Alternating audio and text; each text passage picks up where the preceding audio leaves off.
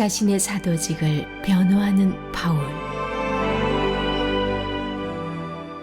이제부터 말씀드리는 것은 사적이기는 하지만 대단히 절박한 문제입니다. 나는 그리스도의 온유하심과 확고한 영에 힘입어 말합니다. 내가 여러분과 함께 있을 때에는 움츠리고 연약하지만 여러분과 적당히 떨어져 편지를 쓸 때에는 모질고 요구가 지나치다는 말이 들리는군요. 바라건대 내가 여러분과 함께 있을 때에도 강경한 입장을 취하지 않게 해 주십시오. 나를 가리켜 원칙 없는 기회주의자라고 말하는 자들에게 맞서는 일에 내가 단 1분이라도 주저할 것이라고 생각지 마십시오. 그들은 자신들이 한 말을 취소해야 할 것입니다. 세상은 원칙이 없습니다. 인정사정 없는 냉혹한 곳입니다. 세상은 정정당당하게 싸우지 않습니다. 그러나 우리는 그런 식으로 살거나 싸우지 않습니다. 이제까지도 그랬고 앞으로도 그럴 것입니다. 우리 일에 사용하는 도구는 마케팅이나 시세를 조작하는 데 쓰이는 것이 아닙니다. 우리의 도구는 타락한 문화 전체를 뒤엎는 데 쓰입니다. 우리는 하나님의 강력한 도구를 사용하여 뒤틀린 철학을 분쇄하고 하나님의 진리를 가로막기 위해 세워진 장벽들을 허물고 모든 흐트러진 생각과 감정과 충동을 그리스도께서 조성하신 삶의 구조에 맞게 변화시킵니다. 우리의 도구는 모든 방해의 원인을 제거하고 성숙에 이르는 순종의 삶을 세우는데 즉시 쓸 수 있도록 준비된 도구입니다. 여러분은 명백한 것을 보고 또 보지만 나무는 보면서 숲은 보지 못하고 있습니다. 여러분은 그리스도 편에 서 있는 사람의 분명한 본보기를 구하면서 어찌하여 그리도 성급하게 나를 제쳐놓습니까? 나는 내가 그리스도와 함께 서 있다고 확신합니다. 그러니 나를 믿어주십시오. 여러분은 그리스도께서 나에게 주신 권위를 내가 과장해서 말한다고 생각할지 모르겠으나 나는 내 말을 철회할 생각이 없습니다. 내가 몸을 던져 수고한 것 하나하나는 여러분을 넘어뜨리려는 것이 아니라 여러분을 일으켜 세우려는 것이기 때문입니다. 내가 편지로 여러분을 위협한다는 이 소문은 어찌 된 것입니까? 그의 편지는 강하고 설득력이 있지만 그 사람 자신은 나약하고 말도 잘 못한다. 그러한 소문은 면밀히 조사해보면 전혀 근거 없다는 것이 밝혀질 것입니다. 우리는 여러분을 떠나서 편지로 쓴 것을 여러분 곁에 있으면서도 그대로 행하는 사람입니다. 여러분을 떠나 있든 여러분과 함께 있든 편지로 쓰든 직접 말로 하든 간에 우리는 동일한 사람입니다. 우리는 우리보다 낫다고 자처하는 사람들 편에 우리를 끼워 넣으려는 것이 아닙니다. 우리는 그럴 생각이 없습니다. 그러나 비교하고 등급을 매기고 경쟁하는 자들은 사실상 핵심을 놓친 것입니다. 우리는 이 자리에서 터무니없는 주장을 하고 있는 것이 아닙니다. 우리는 하나님께서 우리에게 정해주신 한계에서 벗어나지 않았습니다. 그 한계가 여러분에게까지 미쳐 여러분도 그 안에 포함된다는 사실에는 의문의 여지가 없습니다. 우리는 다른 누군가의 영역을 침범하려는 것이 아닙니다. 우리가 이미 여러분과 함께 있지 않았습니까? 우리는 그리스도의 메시지를 가지고 여러분을 방문한 첫 번째 사람들이지 않습니까? 그런데도 여러분은 우리가 편지를 보내거나 직접 방문하는 것이 우리의 한계를 넘어선 것이 아닌가 의문을 품으니 어찌된 일입니까? 우리는 다른 이들의 적법한 일에 쓸데없이 참견하거나 그들의 직무에 간섭하거나 그들과 똑같은 혜택을 요구하려는 것이 아닙니다. 다만 우리는 여러분의 삶이 믿음 안에서 자라가면서 우리가 확장시키고 있는 일에 여러분이 나름대로 참여하기를 바랄 따름입니다. 우리는 고린도 너머에 있는 지역에 메시지를 전할 때에도 하나님께서 정하신 한계를 넘지 않을 것입니다. 우리는 다른 이들이 이루어 놓은 일을 침범하여 그것을 우리 공로로 삼을 마음이 전혀 없습니다. 공로를 주장하려거든 하나님을 위해 주장하십시오. 여러분이 스스로를 내세우는 것은 하나님의 일에 아무 의미가 없습니다. 하나님께서 여러분을 내세워 주시는 것이 중요합니다.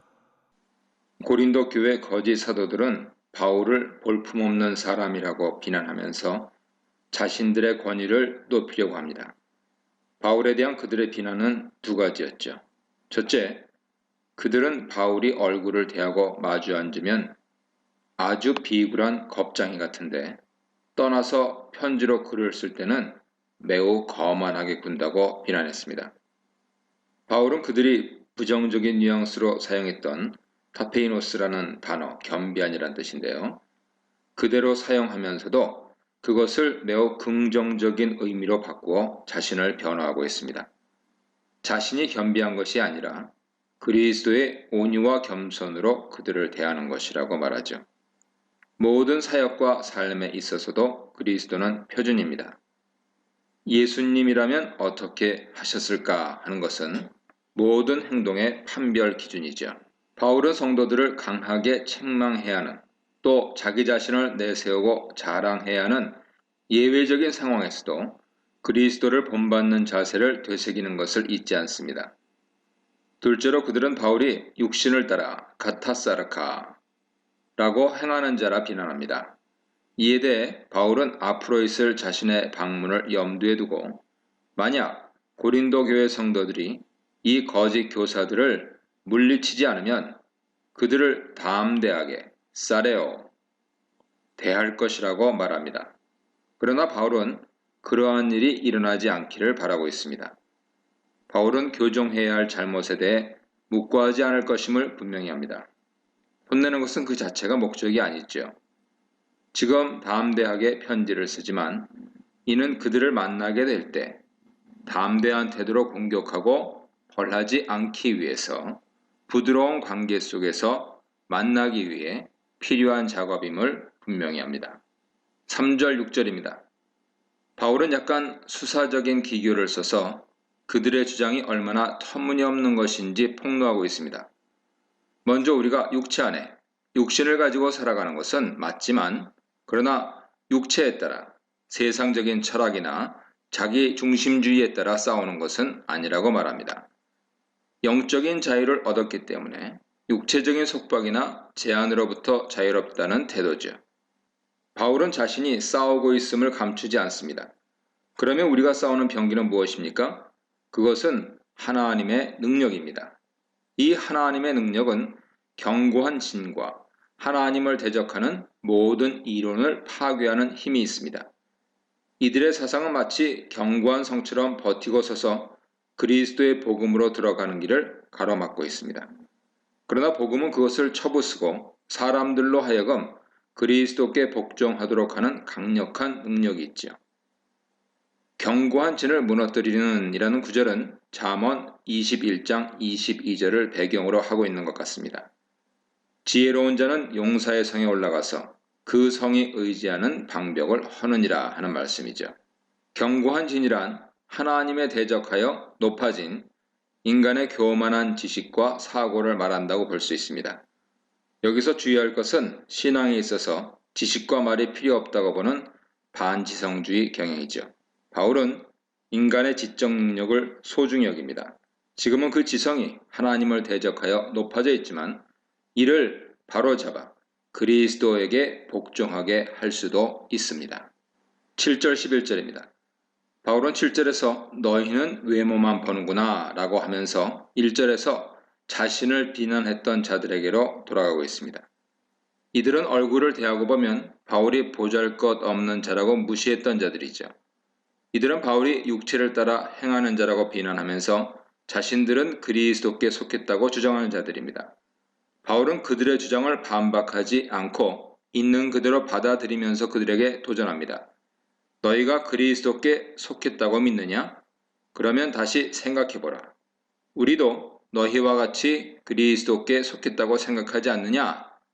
그러면서 바울은 자신이 그리스도께 속했다는 사실을 외적인 조건에서가 아니라 그리스도께서 자신에게 권세를 주셨다는 사실에 근거하여 주장합니다. 바울은 이것을 얼마든지 자랑할 수 있습니다. 왜냐하면 이 권세가 바로 바울의 참된 사도권의 표시이기 때문이죠. 바울은 적대자들이 자신을 향하여 편지에는 힘이 있으나 몸으로 대할 때는 말로나 외모로나 볼품없는 겁장이라고 한 비난에 대해서 직접적으로 응답합니다. 먼저 10절에서 대적자들이 한 말을 인용한 후에 그에 대한 반박을 11절에서 하고 있습니다. 10절에서 고린도 교인들이 바울을 편지로 대할 때는 찬탄하고 존중했는데 실제로 대면하여 말을 들을 때는 실망했다는 비난을 언급하고 있습니다. 11장 6절에 내가 비록 말에는 부족하나 하는 것도 이 해석을 지지하죠. 몸으로 대할 때는 약하고 하는 것은 바울의 시원찮은 외모나 병약한 상태에 대한 언급일 수 있습니다. 하지만 바울은 그리스도께서 자기에게 주신 권세는 편지할 때나 몸으로 대할 때나 동일하다고 주장합니다. 지금은 자신이 떠나 있지만 그들에게 갈 때에는 편지에서처럼 단호하고 강하게 대할 것이라고 말하면서 자신을 조롱하는 자들에게 경고합니다. 12절입니다. 바울은 이제 좀 더 공격적으로 자신의 대적자들을 비판합니다. 자기를 칭찬하는 어떤 자들, 원문에서는 복수로 나와 있는데요.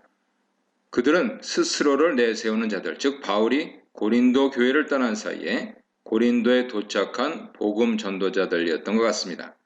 11절 말씀으로 미뤄보면 화려한 언변과 그로 인해서 가시적으로 나타나는 성공적인 사역이 그들의 자랑거리 중 하나였던 것 같습니다. 그러나 그들의 칭찬은 아무런 근거도 없는 자기 자랑에 불과했습니다. 그들이 자신들을 칭찬했던 근거나 평가 기준은 바로 자신들이었기 때문이죠.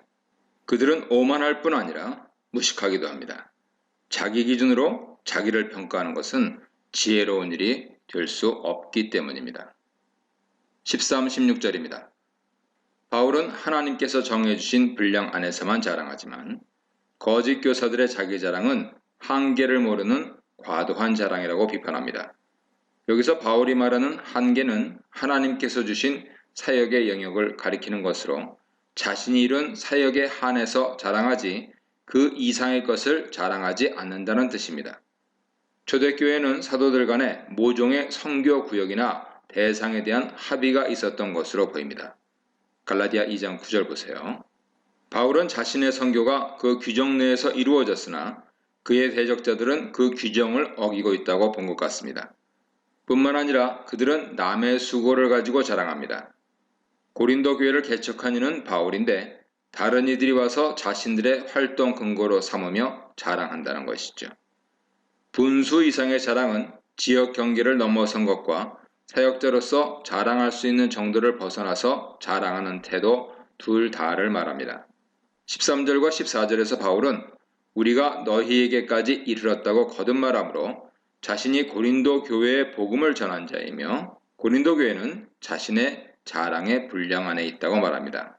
그러나 바울은 자신의 자랑이 고린도 교회라는 한계에 머물러 있기를 원하지 않습니다. 그는 고린도라는 지경을 넘어 더 많은 곳에 복음 전하기를 원하죠. 그렇게 함으로써 바울은 자신의 자랑의 한계를 더 넓히게 될 것입니다. 17, 18절입니다. 바울은 마지막으로 권면하면서 자랑하는 자는 주 안에서 자랑하라고 충고합니다. 여기서 주 안에서란 표현은 주께서 정해주신 한계 안에서란 뜻으로 이해될 수가 있죠. 바울은 계속해서 인간적인 차원에서 선교지역 분할 같은 구체적인 이슈를 다루고 자신의 눌변을 구체하게 변호하기도 하지만 끊임없이 이 모든 판단은 주님께 달린 것임을 상기시킵니다.